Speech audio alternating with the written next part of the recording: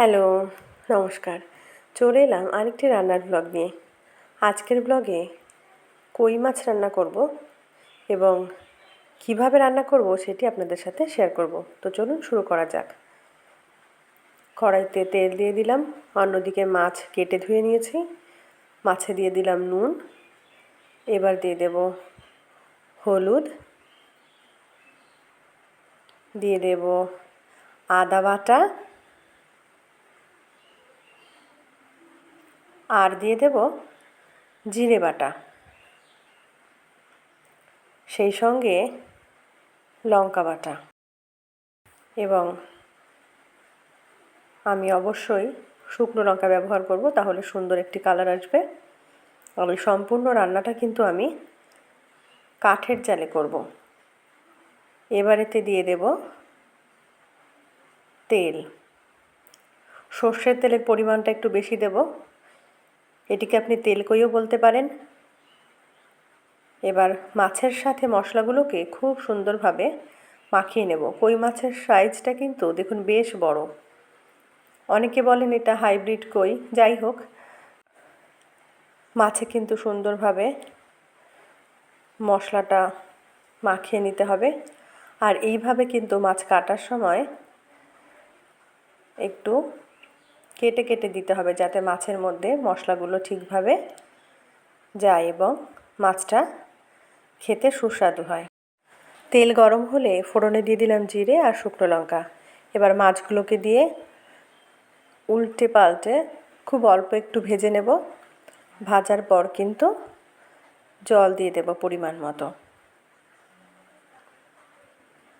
খুব সাবধানে মাছগুলোকে ভাজতে হবে, যাতে করে মাছগুলো ভেঙে না যায়। এমনিতেই কিন্তু কই মাছ খুব নরম হয়। কই মাছের জান শক্ত হয়, অনেকে বলে কই মাছের জান।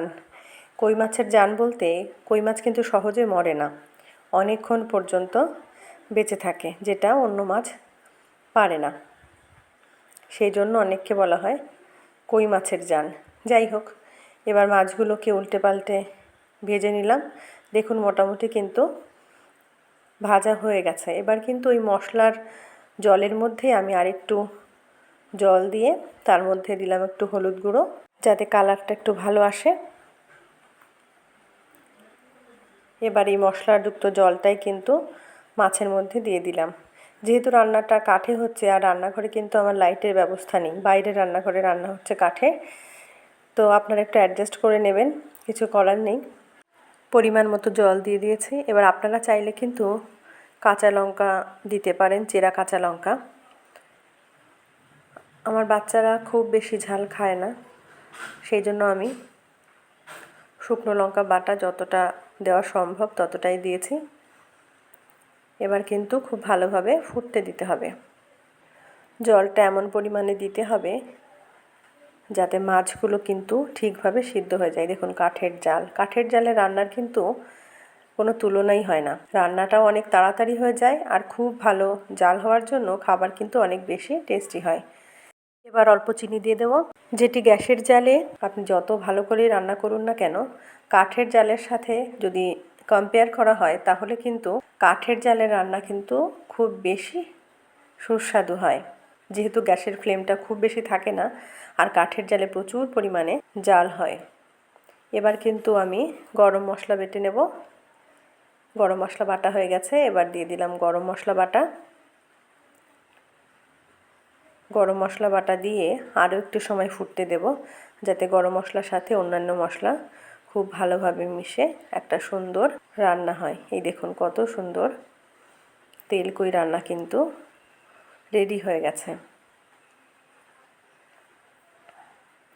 দেখতে যতটা সুন্দর হয়েছে, খেতেও কিন্তু অনেক বেশি সুস্বাদু হয়েছে। আপনারা অবশ্যই বাড়িতে এইভাবে একবার বানিয়ে খেয়ে দেখবেন, আমার অনুরোধ রইল। আর আজকের ব্লগটি আপনাদের কেমন লাগলো কমেন্ট বক্সে অবশ্যই জানাবেন।